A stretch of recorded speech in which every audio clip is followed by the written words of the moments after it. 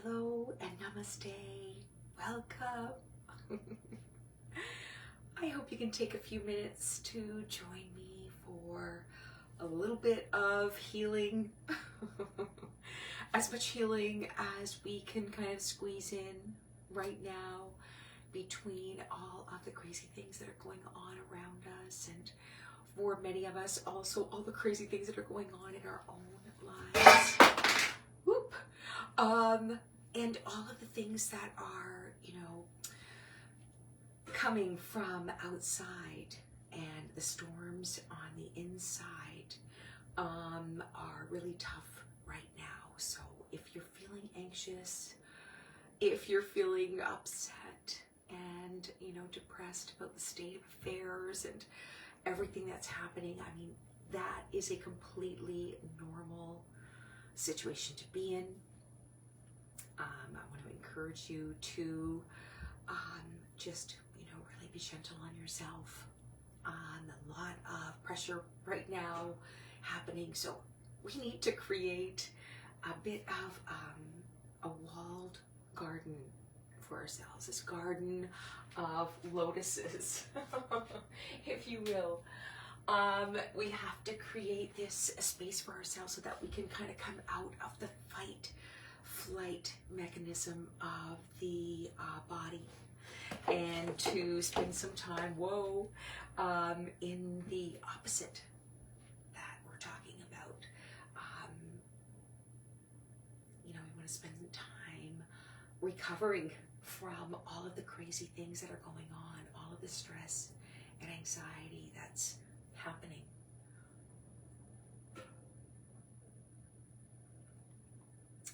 One of the things that I really think is so important is to, remember to breathe,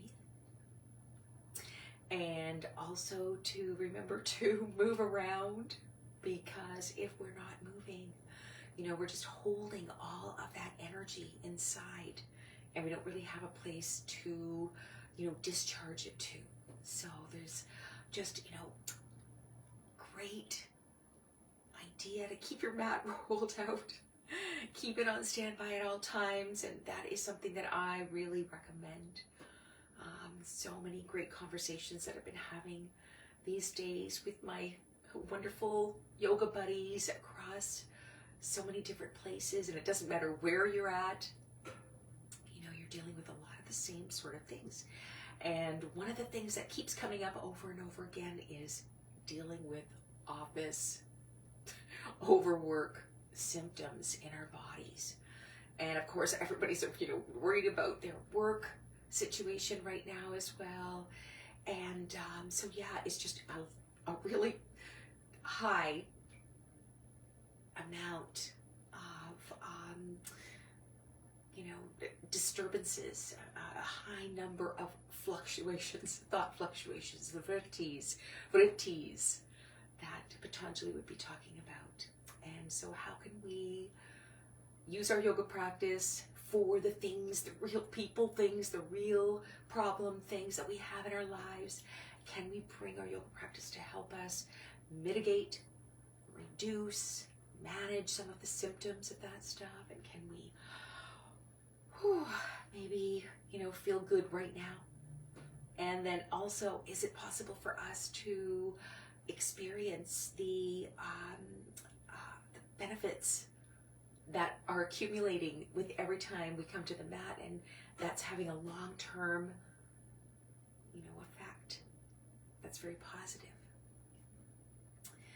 I get really excited about using this practice because for a couple of decades now, it has never let me down. I mean, really, I just have had so many things going on with my hip. Lost my whole practice, Iyengar level 3, 4, and then boom, it disappeared. I had to start from scratch, and then I got hit by a car, excuse me, a couple of times last year, and just had a lot of, physical disturbances, and I came to the mat, and I continued on riding my bike and being active.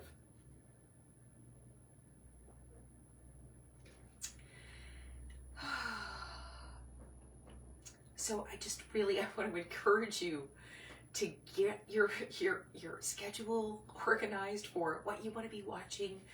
You know, this week on One Television, you know, today was, you know, all about more energy at 6:30 in the morning, and then weight gain was at 8:30 and 1 p.m.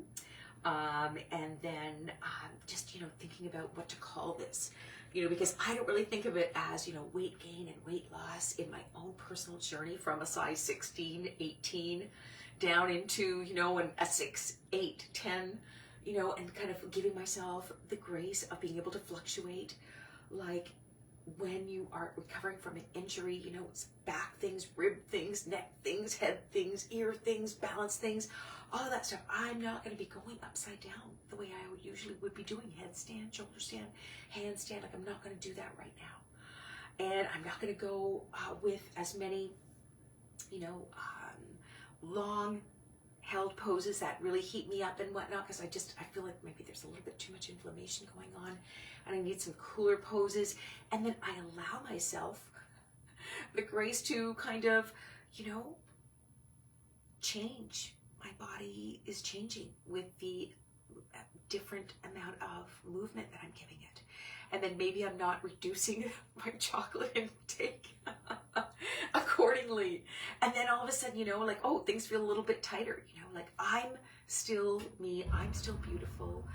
You know, I just think about the beautiful singer that's been in the news, and she is beautiful inside out, upside down, front to back, side to side, top to bottom. And, you know, we have to have that sense of acceptance, radical self-acceptance for what we're showing up as on the mat in the world, and taking it from there, you know, and having it be more really about what we're putting out in there into the world. What kind of actions are we taking that have an impact around us? You know, let's focus on what those actions are. You know, less so about, you know what things look like, but there are definitely implications for our joints, for, you know, the ways that, you know, our heart is having to react to certain things. So what are the things that we can be doing to bring more balance into our lives, bring more balance into our lives through what we're eating, what we're doing with our bodies? And then I just, you know, and then balancing my breathing. You know, I was always like up here, a lot of in-breath, holding my breath way up here, and really not experiencing a complete exhalation for a long time, for like years. And then when I started yoga, it was like, what? I've been missing exhalations all this time. That's where the fun really is, you know? And then that sparked some kind of metabolism, you know, resurgence. And, you know, I talk about that journey being so fascinating, because I had no desire to lose weight when I started yoga, but that's exactly what happened. I just wanted to fix my back. You know, I didn't want any of this crazy stuff. But here we are on this journey. Everything that goes on, I can come to my mat. Of course, get proper healthcare advice from someone who is looking at you, touching you, you know, has arm's length, you know, personal attention to you. And that is your first choice, you know, to be speaking to somebody that's very knowledgeable and experienced, but to also guide yourself and bring your awareness to what you are up to in terms of where things are at with how we're showing up. And yes, I've got, you know, thing going on with my hip, or something going on with my shoulder or my elbow, or I've got a lot of anxiety. It's hard for me to settle my mind, or I just am, you know, remembering some terrible memories, or I'm regurgitating terrible memories of, you know, violence or what have you, or, you know, reacting to all of the scenes that are everywhere, because that's what gets the most attention, and trying to resist that. Whew.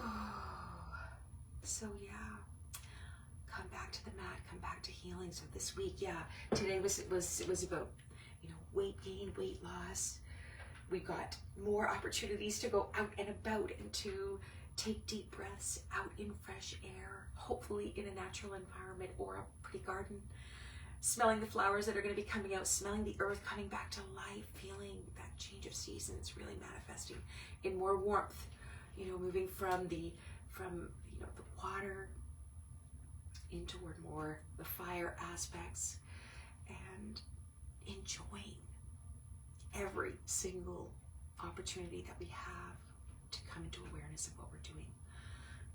Finding out what we need. We've got chair yoga tomorrow morning at 6:30 on OneTV. We've got insomnia at 8:30 and at 1 p.m.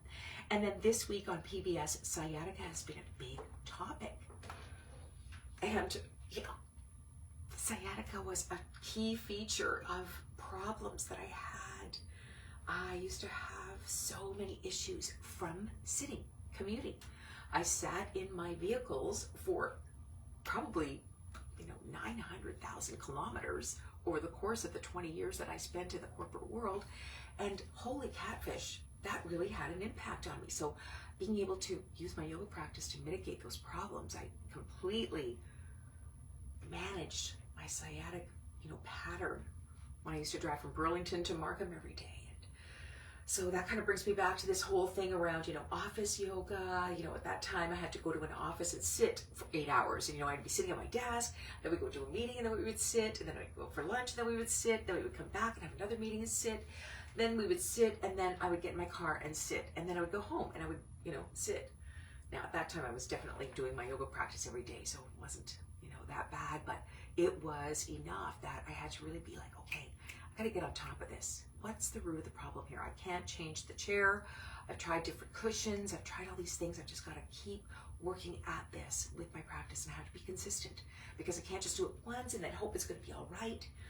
So there are, all of these patterns that we create with our daily lives, with our real lives, and they create real problems that we need to see to, because they are not going to get better by themselves, and they're probably not going to stay the same. Probably going to get worse. Right? We want to get on top of that stuff. So over many years of pain and suffering, like when I worked at the Royal Bank as I was teller, and I worked in the cash cage and I had to be counting all the time, I would get these absolutely excruciating muscle spasms and burning sensations across my back because my posture, my head, whatever, my heels, who knows what. It was terrible. This went on for years, and then being able to say, oh, I know exactly what I should be doing. I need to be getting down into a puppy pose, my child's pose. Get my arms up. Get the arms up.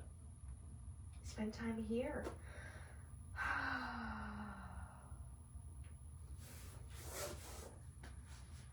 Now, of course, this would be something that I would be doing at home, right? I'm not going to be doing that in the cash cage at the office, or and the other thing that I really love too is I love to get my foam roller out. I mean, really, it's just, oh my gosh.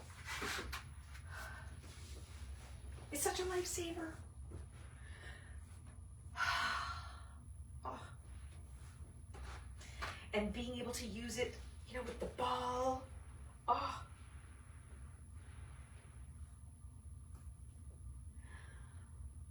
This is great, but you can't really do this at the office unless you work at a yoga studio.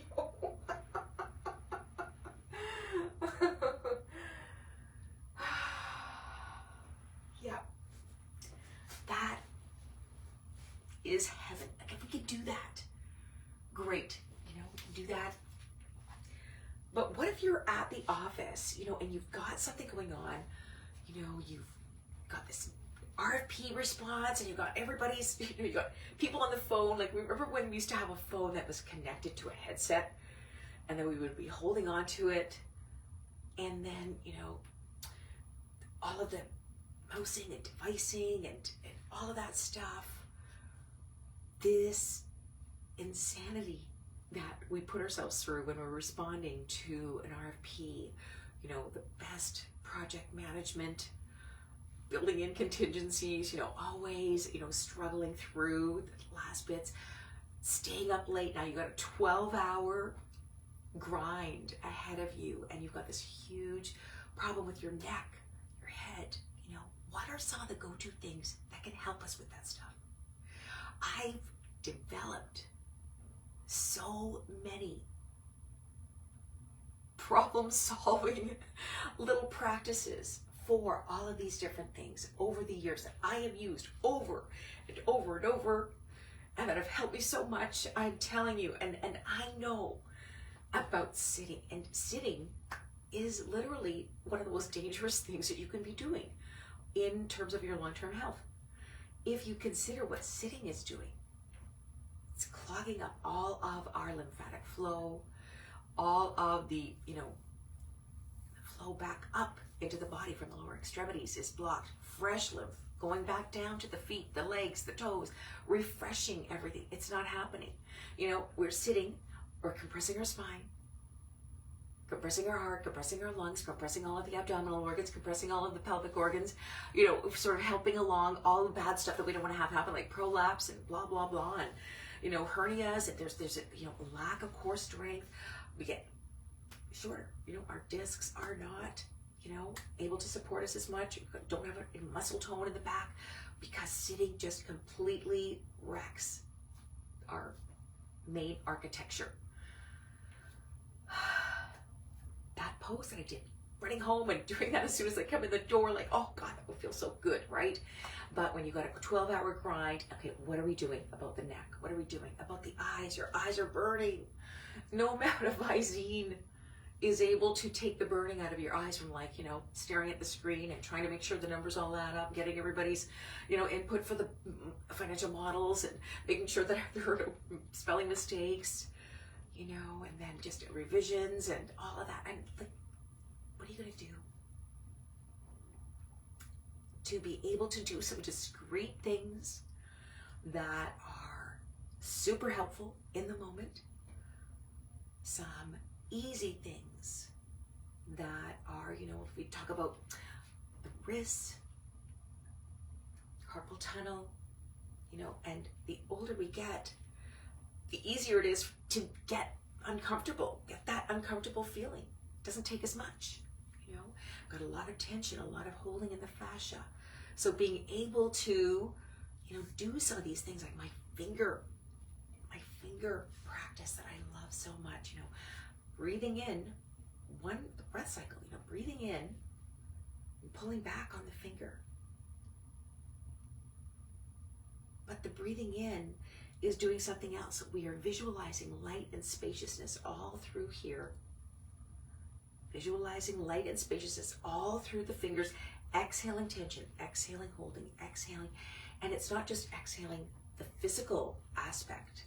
It's also exhaling all of the, upset emotions that you might have been feeling when you were typing a nasty gram to somebody or texting, like, honest to God, why do my thumbs hurt all the time? This is crazy. Like, what can we do about that? Conditioning, right? And that can be done at the desk, a tennis ball, rolling the tennis ball across these certain marma points in our forearms, being able to, identify our favorite spots. Everyone's got their certain things. So in this, I put together this worksheet. It's not really a worksheet because we don't want you to be working. You're working enough. So we got into this problem, too much working. And, the office environment is not a healthy environment for the physical body. So what are we doing? I've got this one pager, some would call it a cheat sheet, a hacking, an office yoga hack, just this idea of this compressed wisdom for every single part of the body. The head, the ears, headaches, jaws, the face, the whole face. The eyes, especially, so important because the eyes are extremely vascular, and all of the devices that we're looking at, which I'm very sorry that we're not able to be in person so that I could just get you to, completely unplug from your device. You could close your eyes and you could put cucumber slices on them, or a nice cool cloth or something, that would be ideal. But just, the eyes are so important for us in our work. And whether you're working in an office or not, you're definitely, looking at stuff and processing that information. So we're also talking about the occipital area, where all of our visual processing is usually happening, that part of the brain back there, and how all of the, tension that we have in the back of the neck can be very instrumental in terms of relaxing blood flow all around the brain and to the eyes. So, and the parts of the brain that are responsible for the eyes. So yeah, we go into a little bit of detail, about, talk about the emotional energy, the different koshas, the different sheaths, the physical sheath, the mental emotional sheath, and, the bliss sheath. We are activating the bliss particles in our bodies. Don't forget that. That's why we're doing this. That's why we're doing this. We are doing this to feel better, right? So, to have a list of things, a handy, easy list to just access right there on my desk or on my fabric wall in my cubicle, to have a handy list of all of the things that ail my body, and to know how to do it, to know what to do. If you want to do them in a certain order, like if you want to be draining the lymphatics of your brain, the glymph, garbage, get the garbage out, what are we doing for mental clarity, what kind of breaths. We're going to talk about the breaths too, but that's not on the cheat sheet. It's not a cheat sheet, it's a play sheet. It's play sheet. It's not a worksheet, it's a play sheet. And to have that on standby, to feel better in the moment. I have certain ways of holding myself when I'm sitting, and depending on how many years you've been doing something, or how many years you've been sitting in a certain chair or whatnot, you'll have different patterns that are showing up, and then being able to kind of check off on the sheet which one of these is the one that I really need for myself. This is the one that really gives me a lot of relief. And then the other ones you don't really worry about too much. It's not like you have to do all of them, like me. Susan, how are you? Good to see you. Talking about office yoga.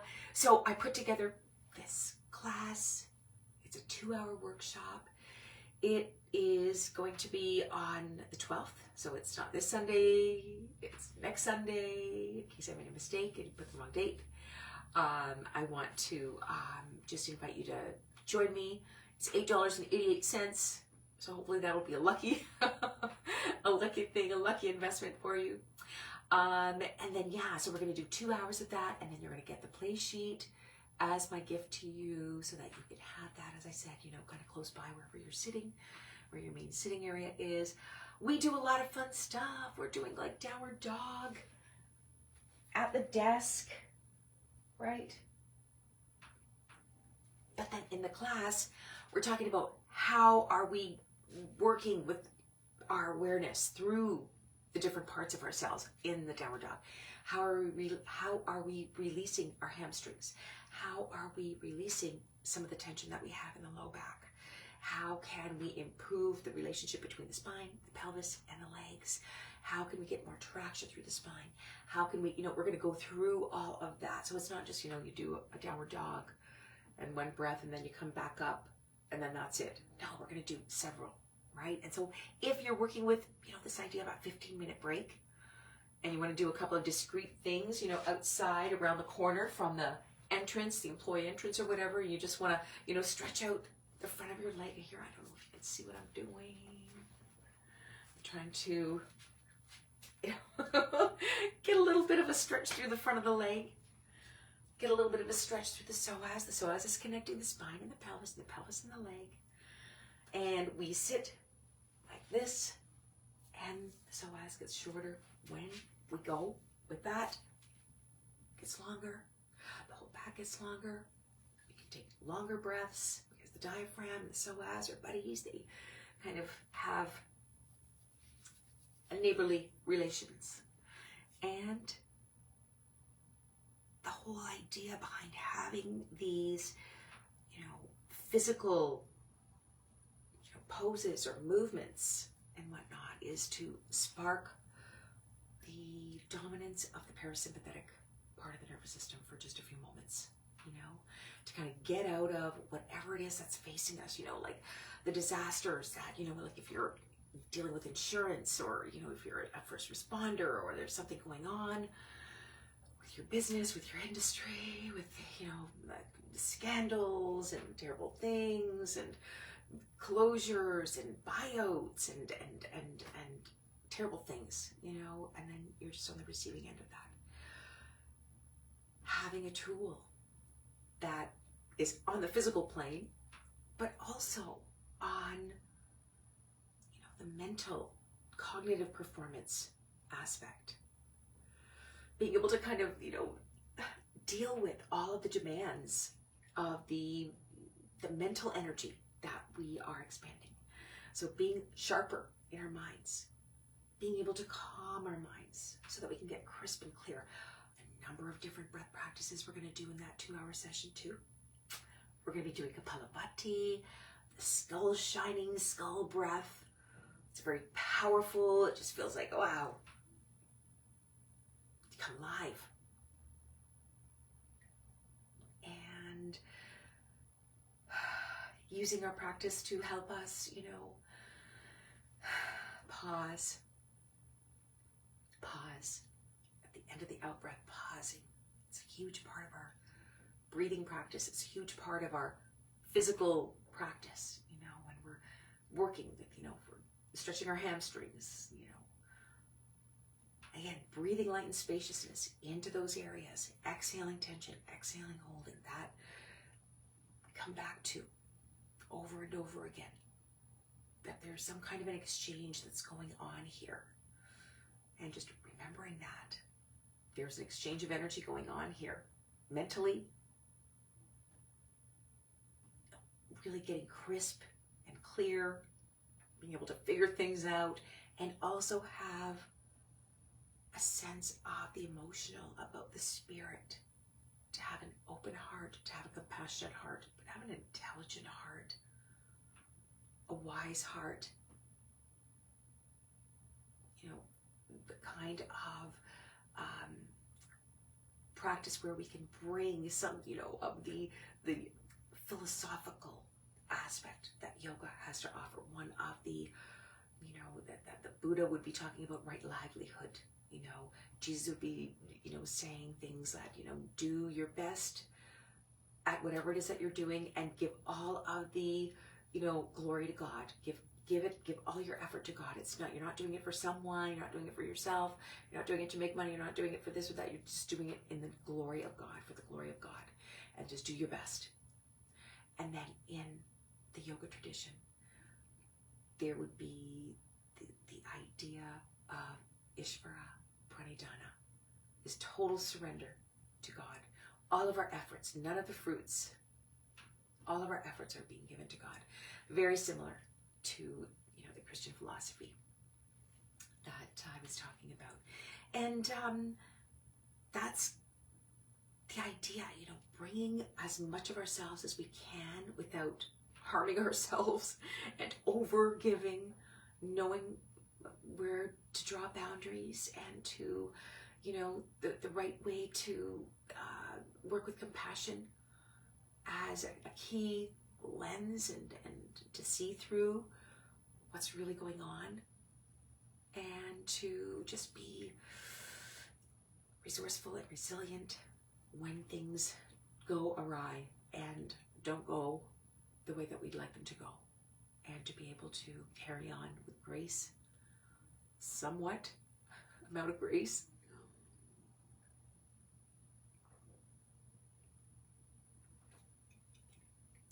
But what I get excited about the most is that these are healing solutions for the real problems that we have as real people. I love the idea of, I gotta go to Bali and, spend a year there. you know, pet monkeys and stuff like that. I don't know. Like they're just, of course, see temples and whatever, and, you know, eat delicious food and go to the different beaches and what. I think it sounds so fun to be one of those people. But that's not my thing. You know what I mean? Like that's not what I do. I just, you know, get into the real people thing, get into the real people aspect of what we need help with, what we need support for, and then being able to bring my yoga practice to the moment and being able to, you know, get a lot of value out of that. I don't want to spend time on stuff that doesn't work. I don't want to spend time on things I have to buy and then that let me down. You know, I want to be on, you know, a little bit more of an independent kind of way of managing my issues.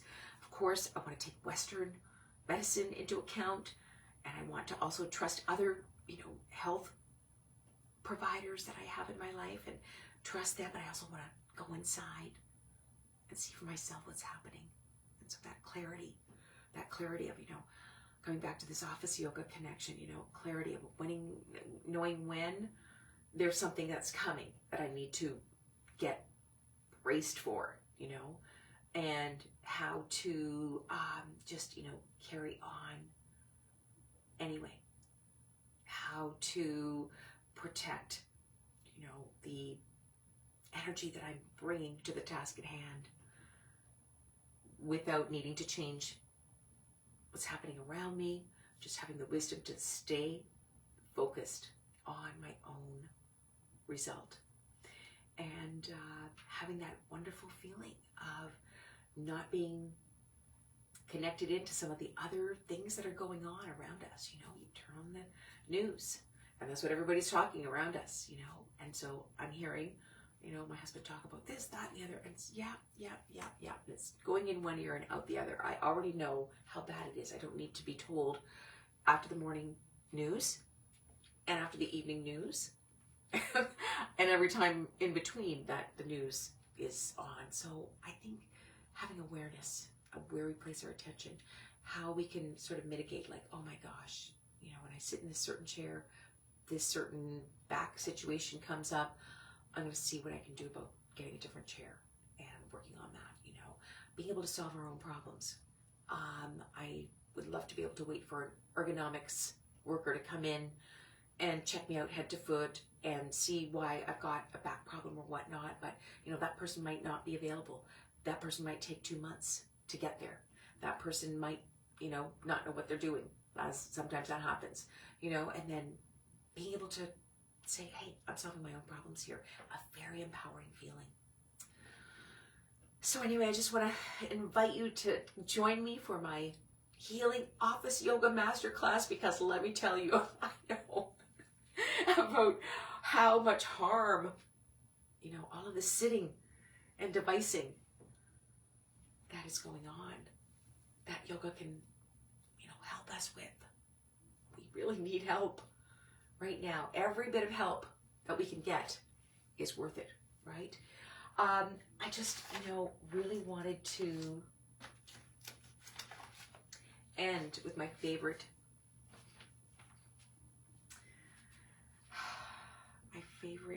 interpretation of Namaste. You know, you get different books, you know, the Yoga Sutras, and different interpretations, different translations, and you look at things differently, and you know, certain words have certain meanings in certain context, and then, you know, you come back to them and they have a different meaning for you. And every time you come back, it could be something a little bit deeper, a little bit more added dimension. So just coming back to different meanings of the word namaste, and then coming up with your own interpretation, coming up with your own approach to namaste, your own understanding of namaste. So this one is, I honor the place in you in which the entire universe dwells. I honor the place in you which is of love, of truth, of light, and of peace. When you are in that place in you, and I am in that place in me, we are one. want to make a commitment to try to be the person that is naturally in that place in me. That place being the place just of love, of truth, of light, and of peace. Those are the kinds of words that we need to be thinking. Timothy,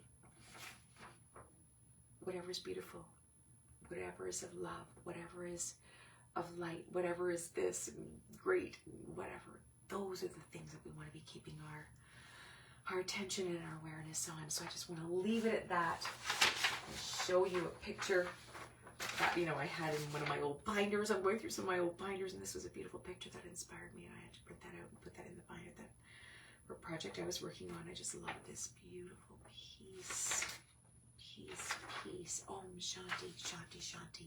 Thank you for joining me.